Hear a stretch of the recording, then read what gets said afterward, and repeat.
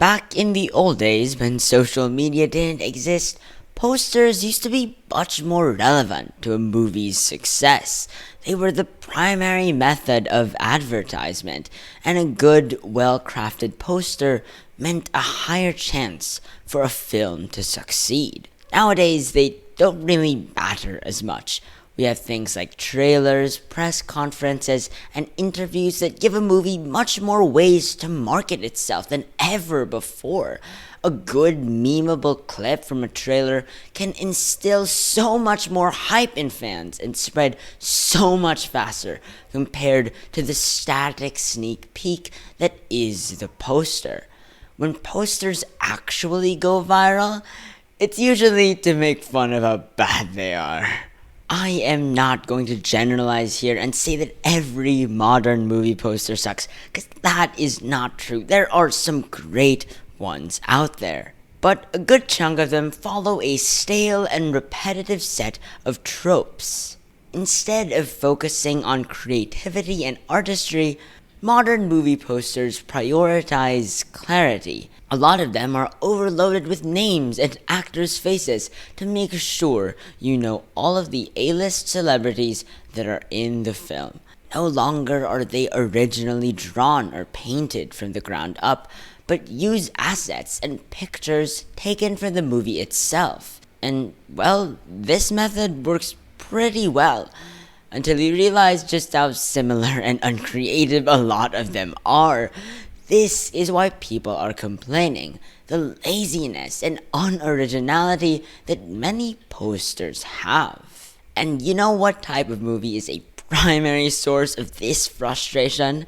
Comic book movies. There are so many of them every year that earn billions of dollars, but many of them just don't put any effort whatsoever on their posters, and it's absolutely hilarious. So today, on a much more casual and comedic video than usual, I am going to dive in and explore the world of comic book posters. Which ones I adore, and which ones I abhor. To find out what I think makes a good comic book movie poster. When it comes to bad superhero movie posters, Tom Holland's Spider-Man immediately comes to mind. This Spider-Man Homecoming poster is kind of a mess. There's so many contrasting colors and characters that make it so messy and confusing. There's so much going on, and so there's no point of emphasis. Nothing that grabs our attention and focus. This is a common problem with superhero movie posters. Even films focusing on one hero will have posters containing tons of characters that feel out of place in the image. Instead of the multiple characters working together to create one cohesive vision, they often clash, making for images that just don't work. Now, I am not saying that having many characters on a poster immediately makes it bad. There are comic book movies like The Lego Batman and The Avengers where part of the movie's appeal is seeing a ton of different characters come together. But if you're going to display a lot of characters in your poster, make sure they belong. Look at Hawkeye and Captain America in the first Avengers poster.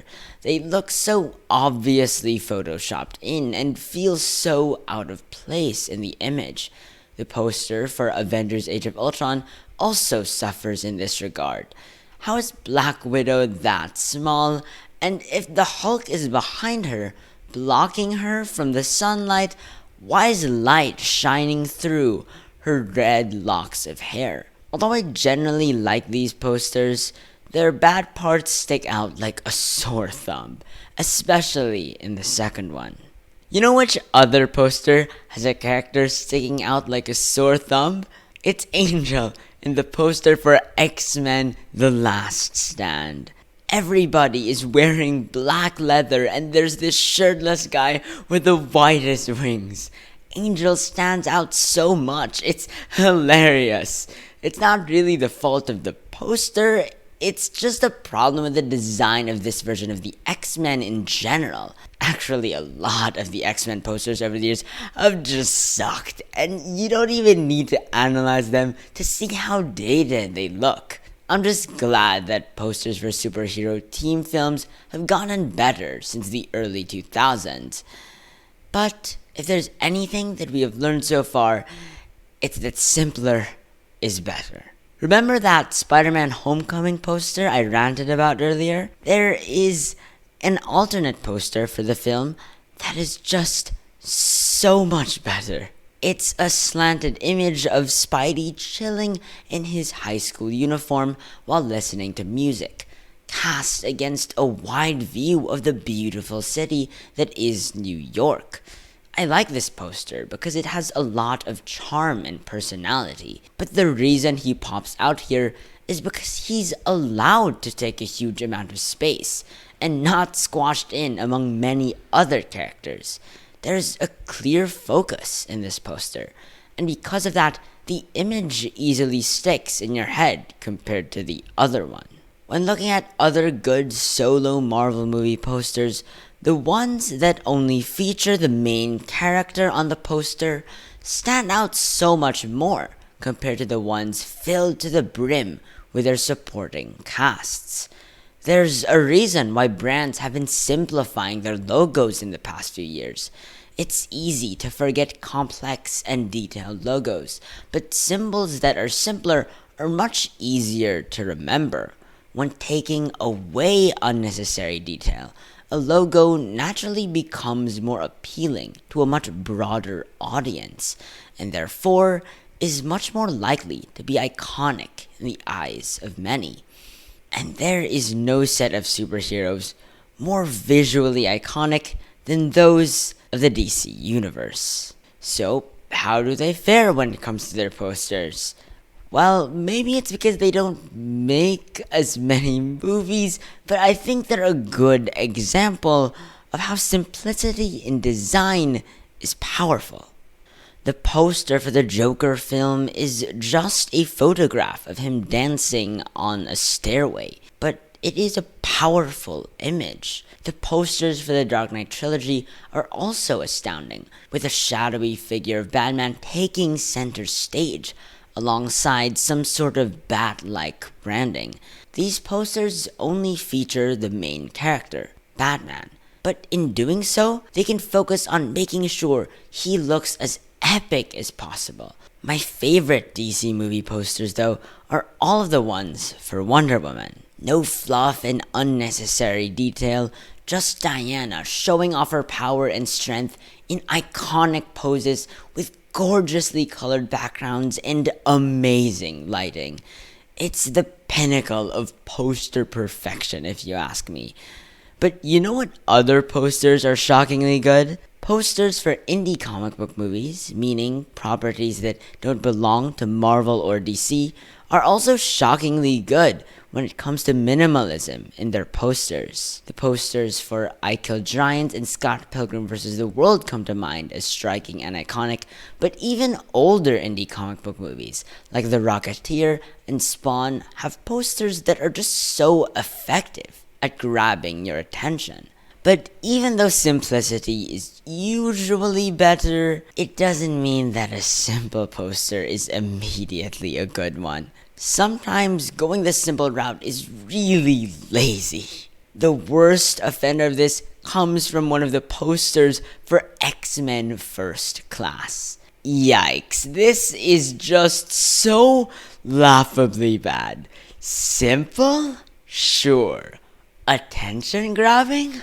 Sure, but not for the reasons you want it to be attention-grabbing. Anyway, I can't look at this eyesore anymore. Let's move on. Another example of lazy poster design is Michael Bay's Teenage Mutant Ninja Turtles. It's like the graphic design team behind it didn't even try to make it interesting and unique. They just plopped the characters onto a simple background and called it a day. This is a huge problem, because it doesn't do anything to separate itself from previous iterations of the Teenage Mutant Ninja Turtles, and doesn't really show what the movie is about. This leads me to my next point. With superhero movies having so many sequels, it's important to not just plop your superhero in a cool pose and leave it at that. When it's the second or third film in a superhero series, it's good to show what sets that specific movie apart from the rest. A really good example of this would be Sam Raimi's Spider-Man trilogy. The poster for the first Spider-Man movie is a perfectly good shot of him crawling up a building. But for the following Spider-Man films in the trilogy, the posters aren't just cool pictures of Spider-Man. They incorporate and include the main theme and plot of their respective movies. Spider-Man 2 is about the cost of a superhero's life. Peter has to constantly save the world, and because of that, he's unable to keep with college and work. But most of all, he doesn't have time to be with the girl of his dreams, Mary Jane. And so, Mary Jane is alongside Spidey in the poster for the film. The poster for Spider-Man 3 is also representative of what the film is about. In the movie, Spider-Man's greatest enemy isn't Sandman or the Green Goblin. The villain Spider-Man has to face in the movie is himself, the angry and the evil part of himself that emerges as a result of the alien symbiote attaching itself to him. It's a movie about inner struggle. And so, Spider-Man doesn't fight a villain in the poster. He is dramatically looking at a dark reflection of himself. Looking at all these three posters side by side, they're amazing. Not only are they beautiful pieces of art, but each one also acts as a sneak peek into what each of the films are about. Another good example of this is this poster for the Logan movie, which I wished was the default one on IMDb and not this uncomfortable close-up of Logan's face. Because this photo of Logan and Laura Kinney holding hands is so much more striking and tells so much more about the film. Even without any face in the poster, the claws are an immediate indicator that this hand belongs to the one and only Wolverine. And seeing how wrinkly it is, it's evident that this Wolverine is a much older version of the character. Logan's hand is heavily contrasted by Laura's much cleaner, youthful, and tinier hand. This poster shows their close bond, like a daughter holding her father's hand when she's scared. And, well, that's kind of what they are. Laura is an artificial clone of Logan, so she's technically his daughter. And both of them, knowing what it's like to be a test subject, share the same pain and fear. It's a simple poster, but underneath lies so much meaning and symbolism. Although not showing any deep themes, the posters for Shazam and The Amazing Spider-Man are really good at incorporating the movie's tone. The poster for Shazam, with the character chewing bubblegum and using his phone in a very casual position, shows that this is gonna be one very silly DC film, as opposed to most of the other ones. The poster for The Amazing Spider-Man, on the other hand, with its glossy and gritty presentation, with a Spider-Man suit damaged by the lizard's claws, is here to tell you that this version of Spider-Man is much more dark and stylish than the previous one, and it works. But then for the following movie, the poster gets much worse. It's not ugly, but it's way too bland in my opinion. It's the same thing with this Deadpool poster, which I think is decent, but it still isn't that great. It's simple and effective in showing what the protagonist Deadpool is like, but it's not that creative. The main problem with comic book posters isn't that they're ugly. In fact, most of them are pretty cool looking. The problem is how similar a lot of them are, which leads me to my final point, the need for creativity. This is kind of a weird point to make because what is creative differs from person to person. But I think we can all agree that trying something unique is very important when it comes to pushing art forward.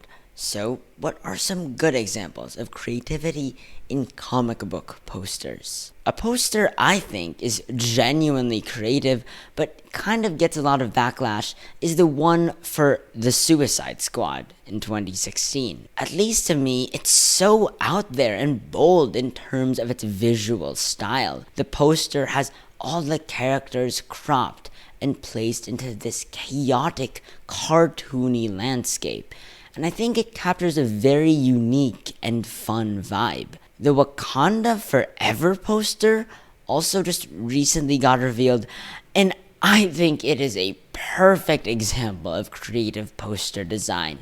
The movie seems like it's going to be a battle between the Wakandan people and the Atlantean people, and the water acting as a reflection of the poses of the Wakandan people and a lens into the world of Atlantis is such a cool concept that is executed so freaking well here. Props to the artists that made this. Actually, props to all of the graphic designers who worked on the alternate posters for the film as well, because they are just as gorgeous as the main one. But you know what the most creative comic book movie poster is? It's this one from Ant-Man. Okay, I'm joking, but I think it's a pretty creative joke, and it was honestly my favorite find when researching for this video. I also found this Teen Titans Go to the Movie poster that's a parody of the Justice League poster pretty funny too. Anyway, I'm just talking about funny posters now, so I think it's time we end the video here. At the end of the day, comic book movie posters don't really have a significant impact on the success of comic book movies. But even though they don't matter that much, it doesn't mean they're worthless. When the graphic design team really cares and puts effort into what they do, posters can become more than just marketing. They can become art. And when that happens, it's truly a wonder to behold.